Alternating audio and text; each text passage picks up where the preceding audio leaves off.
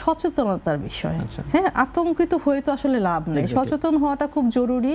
এবং আমাদের ক্যাম্পেইন শুরু হয়েছে, সরকার থেকে আবার হামের ক্যাম্পেইন শুরু করেছে, টিকা অবশ্যই দিতে হবে, এটার কোনো অল্টারনেট নাই। সুতরাং সচেতন হওয়ার জন্য মিডিয়া একটু তো প্রচার করবেই। হাম হলে আসলে শরীরে কি ধরনের জটিলতা হতে পারে?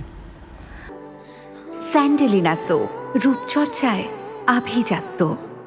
হাম যদি হয়, মানে আপনার 80% ক্ষেত্রেই হাম যদি প্রথম থেকেই হচ্ছে কি সচেতন হয়ে, এটা তো ভাইরাস জ্বর, এটা অটোমেটিক্যালি ভালো হয়ে যায়।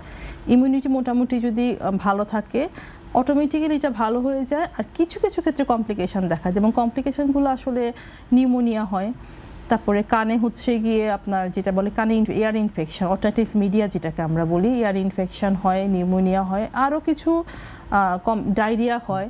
যে বাচ্চাদের বা যে মানুষগুলোর আগে থেকেই টিবি একবার হয়ে গেছে, তার হচ্ছে হয়তো শরীরে কোনো ইনফেকশন আছে, ইমিউনো কম্প্রোমাইজড হয়ে, ইমিউনো কম্প্রোমাইজ মানে রোগ প্রতিরোধ ক্ষমতা একেবারে কমে যায়।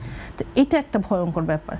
তো রোগ প্রতিরোধ ক্ষমতা কমে গেলে তো অনেক মানে ডিজিজ যেগুলো হয়তো শরীরে সুপ্ত অবস্থা ছিল, যেটা আমরা টিবিও থাকে, সেই টিবিটাও ফ্লেয়ার আপ হয়ে যেতে পারে।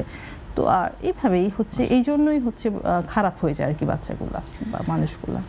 আপনার কাছে জানতে চাইবো, কোন বয়সের মানুষের জন্য আসলে এই হাম বেশি ঝুঁকিপূর্ণ? বাচ্চা এবং যে মানুষগুলা ইমিউনো কম্প্রোমাইজ, যাদের যেমন ধরেন একটা ক্যান্সার পেশেন্ট, সে বিভিন্ন রকম ওষুধ পাচ্ছে, ওর ইমিউনিটি অনেক কম।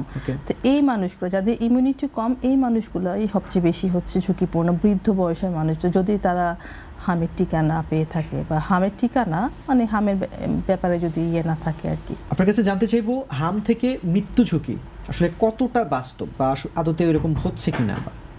হলো তো, বেশ কয়েকজন বাচ্চা মারা গেল। এবং এটা কমপ্লিকেটেড হাম, মানে হাম হলে যে ওই কমপ্লিকেটেড হয়ে যাবে তা কিন্তু না।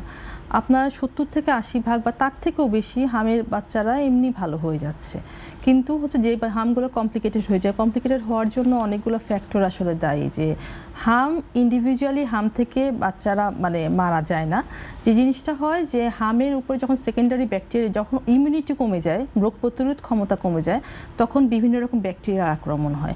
সেই ব্যাকটেরিয়ার আক্রমণে দিয়ে লাংসটা যখন নষ্ট হয়ে যায়, নষ্ট হয়ে গেলে এটা তো আসলে মৃত্যু ঝুঁকি। তার মধ্যে আবার অনেক সময় হাম থেকে কমপ্লিকেটেড হয়ে গেলে খিঁচুনি আসে বাচ্চাদের।